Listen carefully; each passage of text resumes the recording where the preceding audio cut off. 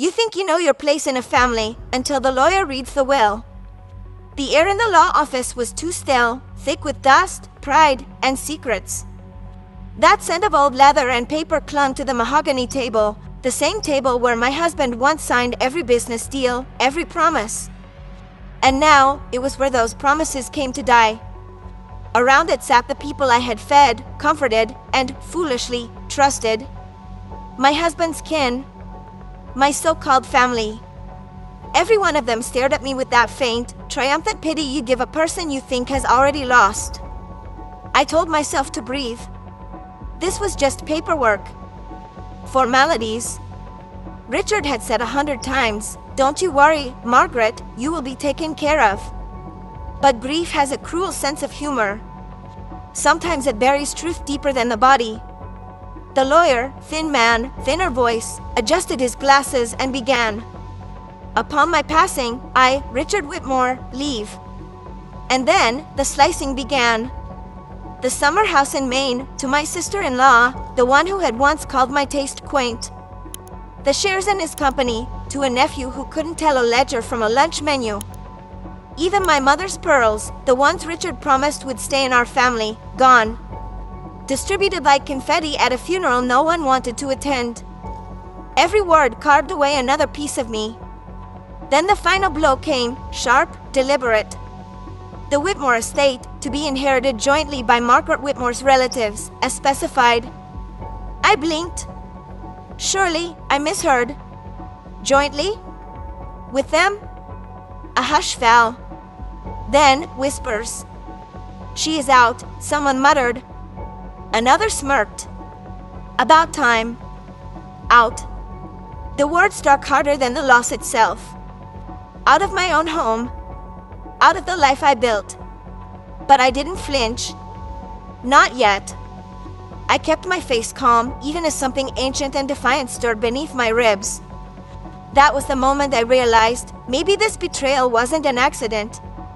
The lawyer droned on, words dissolving into static. My relatives leaned close, already planning. Renovations, rentals, sales. They had waited years for this moment, and they thought it was over. Then I saw it.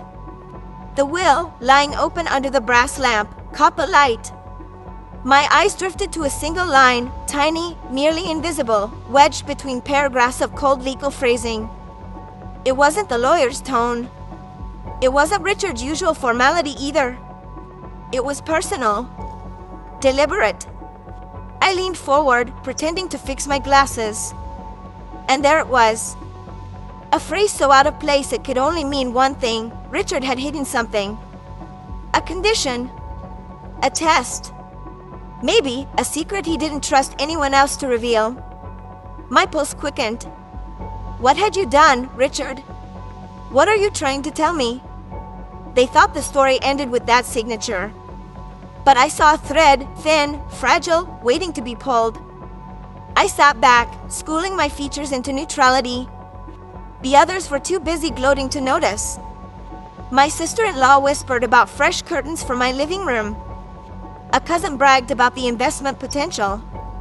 Someone actually joked about tearing down the rose garden, the garden Richard planted for our anniversary. Every word lodged itself like a thorn. Finally, one of them asked the lawyer, "That's all, right?" He nodded. That is the last of the will. The room erupted. Not in mourning, not even relief, but laughter. Plans. Victory. I said nothing, because the storm inside me had already started forming. While they celebrated my downfall, I was already reading my redemption. As they left, one by one, I stayed seated, eyes fixed on that page. The lawyer began gathering his files, oblivious. "Mrs. Whitmore, you are free to go." Free? The irony nearly made me laugh. When the door shut behind the last of them, I exhaled slowly, the way you do before diving underwater. Because now, I could finally look. Really look. The clause was brief, buried in legal jargon, but I could make out a few words: provisional, conditional transfer, subject to fulfillment, and something else. Richard's signature, repeated oddly, as if he had signed twice. It wasn't just a will. It was a map. A breadcrumb trail only I could follow. I touched the paper, tracing the ink. It felt warm under the lamp, alive somehow. For the first time since his funeral, I felt him, Richard, close. He had not abandoned me. He had challenged me. Maybe he knew what his family was capable of. Maybe he knew this betrayal was coming, and this was his way of letting me fight back. I could almost hear his voice. You have always been sharper than they think, Maggie. Let's see if they remember that. A small smile tugged at my lips. The lawyer returned, clearing his throat softly. Mrs. Whitmore, is there something you are looking for? I straightened, folding the paper carefully, my mask sliding back into place.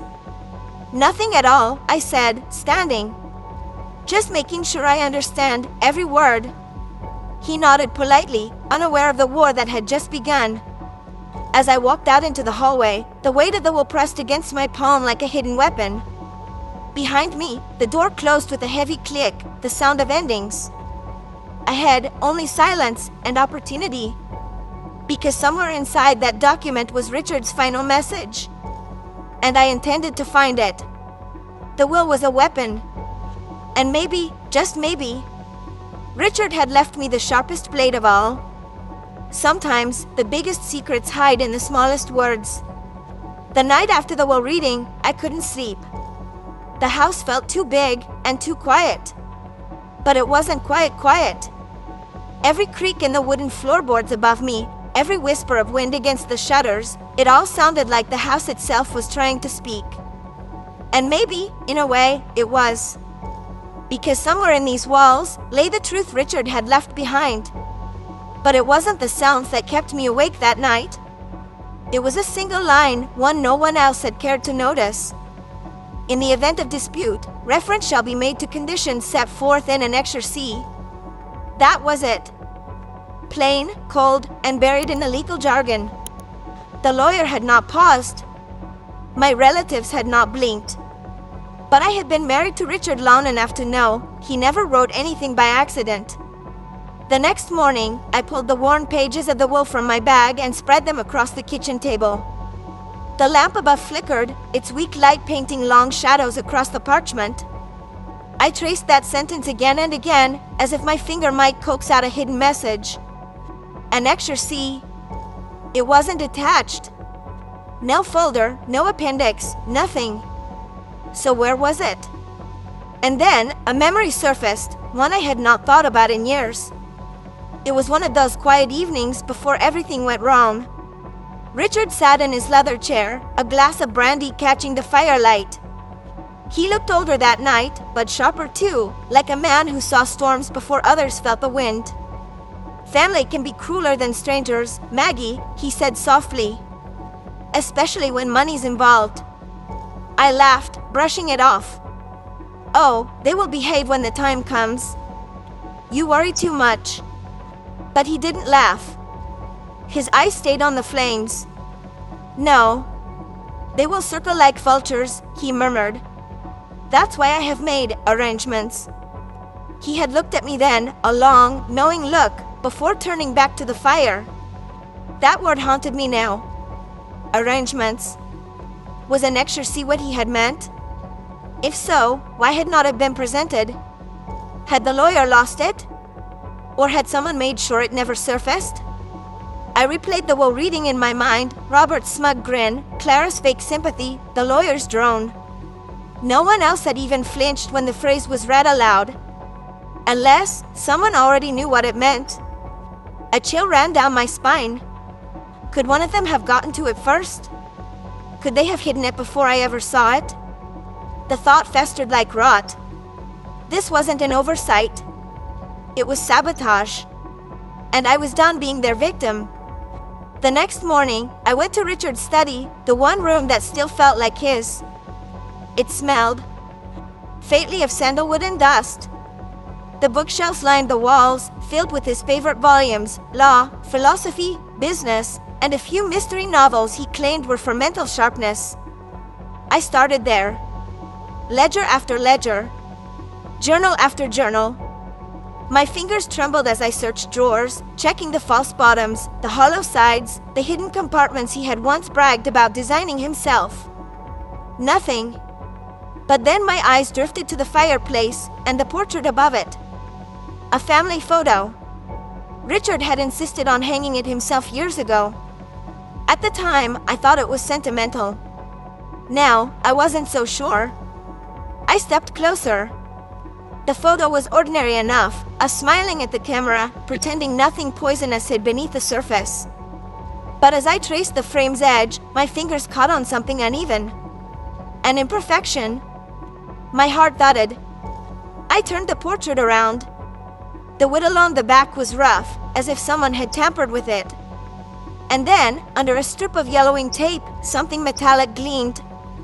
I peeled the tape back with shaking hands. A small brass key dropped into my palm. It was old, worn from years of use, but heavy with purpose. I stared at it, speechless. Richard's voice echoed in my mind. That's why I have made arrangements. Arrangements. Was this the first clue? The beginning of the trail he had left me. But a key to what? A safe deposit box? A secret drawer? Maybe a lockbox buried in the attic? The questions multiplied faster than I could chase them, each one slicing through the quiet like a knife. Richard had known they had betrayed me. He had prepared for it. And now, it was my turn to follow the path he had left. I turned the key over in my hand again, feeling the cold brass press against my skin. It was more than metal. It was proof that Richard had anticipated every deceit, every lie that came after his death. He had seen their greed. He had known what they had tried to take from me. And he had fought back the only way he could, through me. For the first time in weeks, I felt something spark inside me. Not grief, not fear, but purpose. As I lowered the portrait, the room suddenly felt colder. The shadows seemed to deepen, as though the house was holding its breath. Then, a sound. A floorboard creaked above me. Not the slow-grown of old wood, this was deliberate. A step. I froze. My breath hitched as my eyes darted toward the ceiling. Another faint sound, then silence. Had someone followed me in? I thought of Clara, of her nosy questions. Of Robert, always checking in to see how I was coping. Were they watching me? Had they noticed I was digging? The thought gripped my chest like a vice. I pressed the key into my palm and stepped backward, every nerve alive. The air in the room felt electric, charged with something unseen. Another floorboard creaked, closer this time. And I knew then I wasn't alone. The house that had once been my prison now felt like a chessboard, and every move mattered. If Richard left this trail for me, I wasn't the only one trying to find the end of it. I looked at the brass key, its glint catching the lamplight. It felt almost alive, pulsing in my hand like it knew it held power. Slowly, I turned toward the door. My heart pounded, but my voice, when it came, was steady. "All right, Richard," I whispered into the dark. "Let's see what you were hiding." The camera lingers on her face, determined, alert, unafraid. Then, another creak from above. Her eyes lift toward the ceiling, narrowing. Fade to black. Every locked box has two secrets, what's inside and why it was hidden. The key sat in my palm like it weighed 10 pounds. Small, tarnished, harmless looking, but in that moment, it carried the power to change everything. I turned it over, running my thumb across the grooves. Richard had hidden it for a reason. He had taped it behind a portrait for years, waiting for the day I had find it. Waiting for me. But now, where did it belong? That night, I ransacked every corner of the house. Drawers, cabinets, jewelry boxes. Nothing fit. This key was too old for modern locks. Its teeth were jagged, worn. It had the look of something meant for safes or trunks, not doors. My mind drifted upward to the attic. It had always been Richard's domain, dusty boxes stacked high, the air thick with mothballs and memory. He used to go up alone, saying he was just organizing. But he never let me help. Never let anyone help. If there was a secret waiting, it would be there. The ladder groaned under my weight as I climbed. A faint draft greeted me when I pushed open the trapdoor, and the attic stretched before me like a cavern of shadows. I flicked on the bare bulb dangling from the ceiling. Its weak glow revealed a maze of boxes, trunks, and forgotten furniture. Shadows lurked against the slanted rafters, silent sentinels of secrets kept. I began to sift through boxes. Old clothes, tax papers, faded albums. Nothing remarkable. And then I saw it. A small trunk shoved into the far corner. Black iron edges. A brass lock dulled by time. My breath caught. The key in my hand seemed to hum, as if knowing it had found its match. I knelt, heart hammering, and pressed the key into the lock. For a heartbeat, it resisted, as though questioning me. Then with a sharp click, it turned. The lid creaked open, and a musty breath escaped, carrying decades of silence in its wake. Inside lay stacks of letters tied with string, yellow receipts, and a sealed envelope with red wax. My name, Margaret, was scrawled across it in Richard's handwriting. My fingers trembled as I reached for it. Before touching the envelope, I flipped through the other contents. Receipts from lawyers, bank transfers, cryptic notations in Richard's script, some marked with my relatives' names, payments, withdrawals, numbers that didn't reconcile. One receipt froze me. Payment received, confidential consultation, rewrite draft of will. The date, 6 months before. Richard died. My blood iced over. They had not just written me out of the will. They had orchestrated my absence. With shaking hands, I broke the wax seal, unfolded the letter, and let Richard's own voice breathe into the darkness. My dearest Margaret, if you are reading this, it means the storm has come, just as I feared it would. I always knew they would try to strip you of what is yours, but I could not stop them openly. I had to let them believe they had one. That was the only way to set the trap.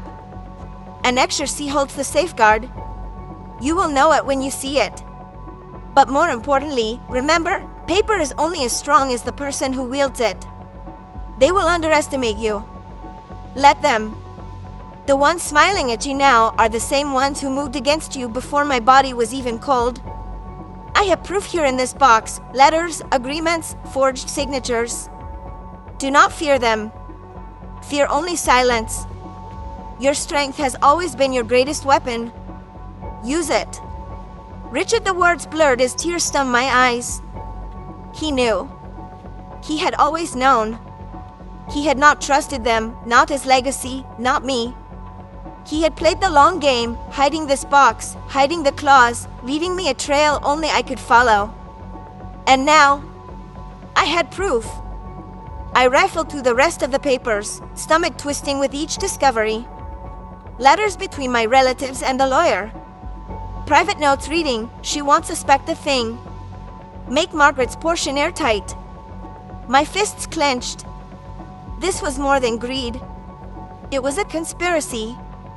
The very family I had fed, cared for, forgiven over years sat behind me at the wall reading, smiling, plotting. They had stripped me of everything behind my back. But Richard had foreseen it. And now, so had I. I leaned back against the trunk, the letter pressed against my heart. At last, I felt clarity. This wasn't fantasy. This betrayal was real, written in their own ink. But before relief could settle in, a sound cut the silence. Step. A floorboard creaked. I froze, nerves screaming. Another step. Closer. The attic door. My heart pounded as shadow seeped in through the crack. Someone stood there. The doorknob rattled. The box slipped from my grip, its contents scattering across the dusty floor like wings breaking free. Grandma crouches among scattered papers, Richard's letter crumpled in her fist. The trunk yawned open at her feet. The attic door creaked slowly. Someone else knows about the box. She looks up, eyes narrowing, ready. Because whatever secret Richard left, someone is already hunting it too. Or an accident, it's a plan. I didn't sleep that night. Not after hearing those footsteps outside the attic door. Whoever had been there had not come in, but their presence was enough to chill my blood. It meant one thing, someone else knew about the box. And if they knew about the box, they knew what was inside. I sat at the kitchen table until dawn, the paper spread before me like a battlefield map. Richard's letter trembled in my hands, his words echoing in my mind, "They will underestimate you. Let them." That's exactly what I would do. But first, I had to understand the full extent of what I was up against. The receipts and letters from the trunk were not random, they were coordinates to a crime. I lined them up in chronological order. Payments, meetings, handwritten notes, and slowly, the pattern began to emerge. It wasn't simple greed. It was collusion. 6 months before Richard passed, my son and daughter-in-law were already meeting with the family lawyer. Payments marked as consultations appeared again and again, each one aligning perfectly with the timeline of Richard's decline. Then I found it. A letter that made my stomach twist. Ensure Margaret is dissuaded from seeing drafts. Richard can be persuaded in his current state. Persuaded. Or coerced. The man I loved, frail and fading, had been surrounded by smiling vultures. They had not waited for him to die. They had helped him along, paper by paper, lie by lie. And the sickest thought of all, what if he had not signed anything at all? Those last months came back like fog through an open door. Richard, hunched in his armchair, his once steady hands trembling as he tried to hold a teacup. His eyes clouded, sometimes forgetting the date, sometimes even my name. And my son, oh, how helpful he suddenly became. Hovering, smiling, always there. "Mom, don't worry. I will handle the finances. Dad trusts me." And I had believed him. Because I wanted to believe him. I had been so tired, worn from watching the man I loved disappear inch by inch, that I let it happen. I let him shuffle papers under Richard's weak hand, let the lawyer make routine visits, let my daughter-in-law's fake kindness wrap around me like a noose. And all the while, they were getting me alive, in silence. My chest burned with rage, but I knew better than to storm into their house with trembling hands and accusations. That's exactly what they expected, an emotional, irrational old woman. No. Richard had taught me patience. So when my son invited me for Sunday dinner, I went. I sat at their long, glossy dining table. I ate their dry roast chicken. I smiled while they spoke about their new car, their vacation home, their renovations. Not once did they mention the will, but every smug glance said it all. We have one. I laughed when they laughed. I played the fool. Inside, I was sharpening my knives. Among the attic papers, one document stood out, a draft of the will dated months before the final version. Richard's signature was bold, steady, not the shaky scrawl that haunted the official copy. And at the bottom, in his own hand, clause added as discussed, "M will know. M me." I read those words until they blurred. There was something Richard had hidden, something they missed or dismissed as irrelevant. But I couldn't rush. Not yet. The web was bigger than I thought, and I needed to see every thread before I pulled one loose. The deeper I dug, the more rot I found. Dates that didn't line up. Payments marked confidential. Letters soaked in deception. One chilled me to the bone. Her grief will blind her. Keep her away from the lawyer's office. Once the ink dries, she is irrelevant. They had written my erasure before Richard's body was even cold. This wasn't just betrayal, this was premeditated theft. And they had counted on my silence. My first move was quiet. A visit to the public library. Old land records. Copies of earlier wills. Then a meeting with a retired lawyer, one who had once worked with Richard and still owed him respect. I showed him one of the receipts. He adjusted his glasses, frowned, and muttered, "This isn't just unethical. It's criminal." Those were the words I had been waiting for. I didn't tell anyone, not even him. Instead, I went home, baked my Sunday bread, and smiled through church service like nothing had changed. Let them think I was beaten. Let them laugh. Because while they planned their future, I was building mine from the ashes. But soon, I realized I wasn't alone in the shadows. A car began idling too long across the street at night. A man's silhouette appeared by my fence and vanished when I turned on the porch light. And once, I came home to find the window latch open and the papers in my study slightly out of place. They were watching me. Maybe they suspected I had found something. Maybe they still didn't know the box was gone. Either way, the game had shifted, and I had to keep playing. It was near midnight when the phone rang. The sound tore through the quiet house. My heart pounded as I reached for it, hand trembling. "Hello?" Silence. Then a voice. Low, gravelly, deliberate. "I know what they did to you." My breath hitched. "Who is this?" "I know about the will, about the signatures, about the lies." A pause. Then, with a voice that seemed to crawl through the line, "Meet me tomorrow." Alone. The line went dead. I sat frozen, the dial tone humming in my ear like a warning. Who was that? A friend? An enemy? Another piece in this twisted puzzle? The kitchen was dark except for the single bulb swaying above the table. I sat there, clutching the receiver, its warmth fading in my hand. The box of evidence rested beside me, Richard's letter staring up like a ghost that refused to sleep. Outside, a car engine started, slow, deliberate, then rolled away down the street. I whispered into the silence, my voice trembling but certain. What have I just stepped into? Grandma's shadow stretches across the kitchen wall. The hum of the dial tone fades. The headlights outside vanish into the night. And for the first time, the hunter realizes she is being hunted too. A courtroom isn't just law, it's war. And today, my battlefield wasn't made of blood and swords, but ink, paper, and the truth my family thought I had never found. The morning of the trial felt heavier than any storm cloud. The courthouse loomed ahead, gray, ancient, and merciless. Every step I took up those marble stairs sounded like thunder in my chest. My cane tapped in rhythm, a reminder of every scar they thought had slowed me down. They saw an old woman. I saw myself as a survivor.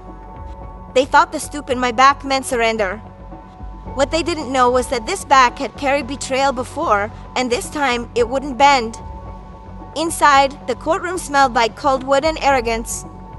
My relatives sat neatly on one side, a row of vultures in designer clothes. My niece leaned over to whisper something to her brother, both of them smirking like they were watching a show. And maybe they were. But they had no idea who the main character really was. My late husband's brother adjusted his tie, that smug grin never leaving his face. He looked at me as if the outcome had already been decided, as if the ink of victory was already dry. Their lawyer, young, polished, expensive, smiled at me with pity. He thought I was fragile. He thought I was finished. I smiled back, slow and patient. Let him think that. When the judge entered, the room rose as one. The gavel cracked once, echoing like a gunshot. Court is now in session. And just like that, the war began. Their lawyer spoke first, voice slick with practiced sympathy. Your Honor, he began, the will is clear. It names my clients as the rightful heirs. Mrs. Eleanor Hastings, he paused, letting my name drip like poison, was simply not included. That was her husband's decision. Painful, yes, but final. He turned toward me, eyes glimmering with false compassion. My relatives nodded along, feigning grief. Their smiles were rehearsed, their hearts were not. I whispered under my breath, just loud enough for them to hear. Sometimes truth isn't painful, sometimes it's poisonous. And you have all been drinking from the same cup. A few of them shifted. The lawyer hesitated. But he pressed on, presenting the will like a preacher reading scripture. He waved documents, signatures, and witnesses, a performance choreographed to perfection. I kept still. My cane rested against my chair, hands folded neatly in my lap. To the world, I was quiet, small. But inside, I was a storm gathering strength. Because arrogance has a sound, and I was waiting to hear it crack.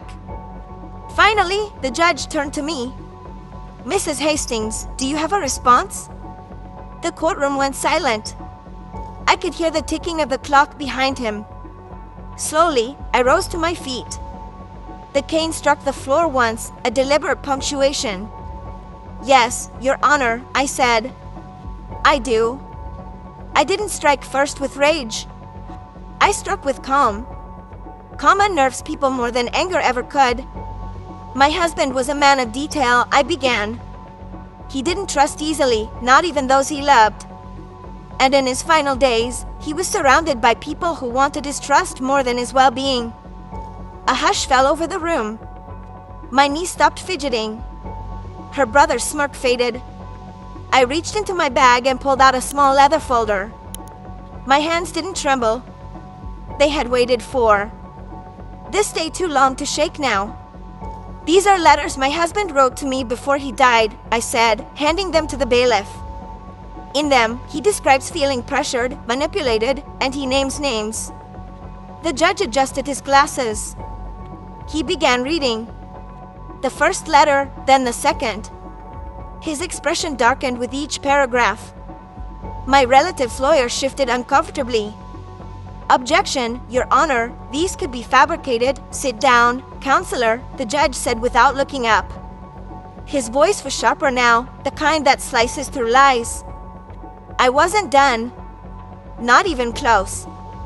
These, I continued, producing another set of documents, are payment receipts. Transactions to a certain caretaker who, conveniently, happened to be related to one of the beneficiaries. Those payments stopped the day my husband died. Dust spread across the courtroom like wildfire. My niece's face went pale. Her brother leaned forward, whispering urgently to their lawyer. But I wasn't finished. Not until they saw the truth carved in ink. Your Honor, I said softly, forgery is a dangerous word. But sometimes, boldness leaves tracks. I placed one final document on the table, a handwriting analysis. Side by side, my husband's true signature and the one on the will. Even from a distance, the difference screamed. The lawyer shot to his feet. Objection. This isn't. Sit down. The judge's voice thundered, slamming the gavel once. This court will review this immediately. Silence blanketed the room. The judge studied the papers. Then, he leaned back in his chair, face grave. This is significant, he said finally. And that's when I drew my final weapon. You see, I said quietly, letting my voice drop to a near whisper, my husband wasn't just cautious. He was clever. He knew you had tried to twist his words. From my bag, I pulled an envelope, old, yellowed, the seal cracked from age. I had kept it hidden for years, waiting for this very day. I placed it before the judge. This, I said, is the clause none of you bothered to find. The judge opened it slowly, unfolding the page. His eyes scanned the lines, brow furrowing deeper with every sentence. The room grew still. The only sound was the faint scratch of paper as he read. Then, he froze. Mid-sentence. The gavel slipped from his hand and hit the desk with a hollow clack. Everyone stared. My relatives leaned forward, panic creeping into their eyes. What is it? Their lawyer demanded. What does it say? The judge didn't respond. He just stared at the page, lips parted, expression unreadable. I watched his knuckles whiten as he gripped the paper, and that's when I knew. He had found it. The truth. The line that changed everything. The silence stretched long enough to choke the air from the room.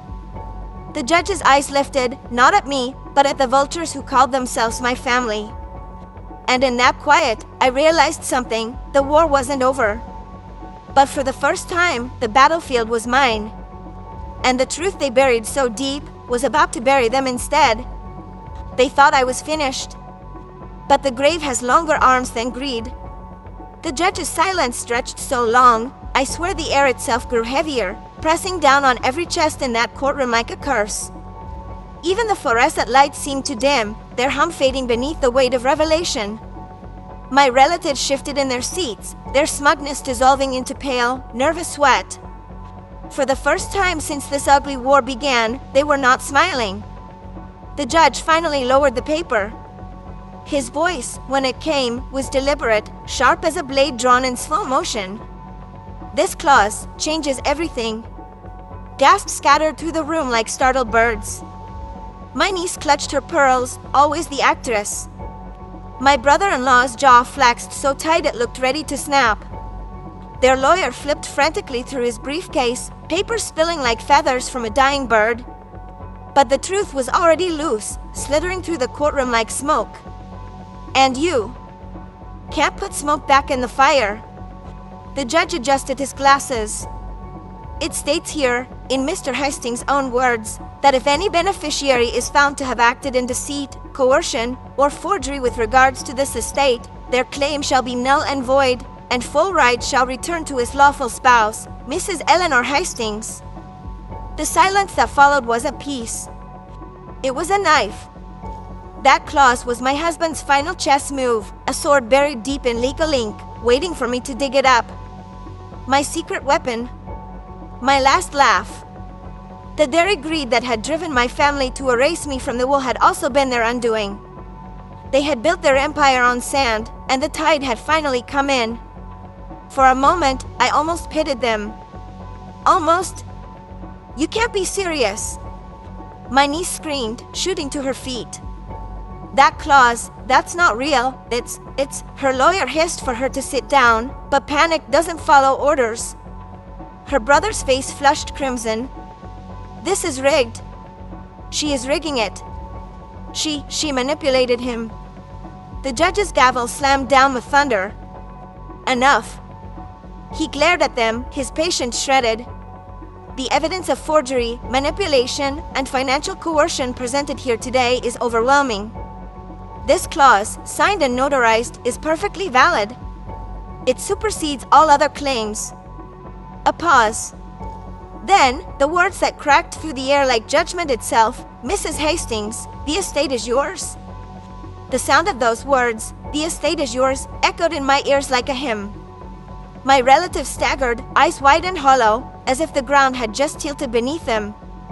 Years of plotting, of whispered lies, of smut dinners and fake condolences, gone. All of it, gone in an instant. Their lawyer slumped into his chair, muttering curses he couldn't bill anyone for anymore. My niece started sobbing, loud, wet, theatrical. The kind of crying that once melted hearts at family dinners. But not today. Today, even pity had left the room. My brother-in-law lunged to his feet, pointing a trembling finger at me. You don't deserve that house. You don't deserve any of it. He was my brother. I turned to him, calm as marble. Was he? Or was he just your ticket to fortune? Dust rippled through the crowd like wind through dry leaves. Reporters scribbled. Cameras flashed. And for once, every eye in that room saw what I had seen for years, vultures wearing the faces of family. They wanted my silence. But I had learned to weaponize it. I didn't leap for joy. I didn't gloat. Victory isn't loud, it's heavy. It comes with the weight of every betrayal that tried to bury you. I gathered my papers slowly, deliberately. The cane tapped against the polished wood floor. 1, 2, 3. Each sound echoed like punctuation in a story finally written my way. I walked past them, not my family anymore, just strangers wearing familiar faces. Their eyes followed me, burning holes in my back. That they couldn't touch me.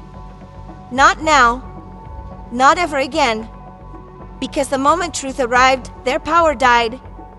Outside, the courthouse erupted. Reporters swarmed like bees. Flashbulbs went off. Microphones appeared from every direction. Mrs. Hastings, how does it feel to win everything back? Do you have any words for your relatives? Was this about revenge? I paused on the courthouse steps, letting the cool autumn wind kiss my cheeks. Then, I turned to the cameras, but my eyes were not for the press. They were for the shadows behind them, where my so-called relatives stood small and defeated.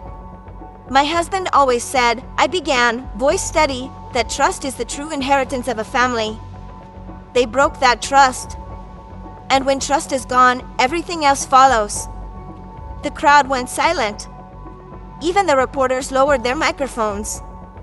My words were not for headlines. They were for the ghosts still clinging to greed behind me. The cameras loved it. The vultures hated it. Later that evening, I stood in the doorway of my house, the golden light of sunset spilling across. The floorboards like a benediction. Every creak, every framed photo, every quiet echo belonged to me again. Not because of luck, not because of greed, but because foresight and truth outlast even the cruelest lies. I ran my hand along the old banister, the same one I depolished for decades, and felt the warmth of memory stir. I thought of my husband. He had seen what was coming. He had known the danger in his own bloodline. And so, he had planted a safeguard, a trap for the greedy, a lifeline for me. Did he know I had found it? Did he trust me that much? I smiled faintly.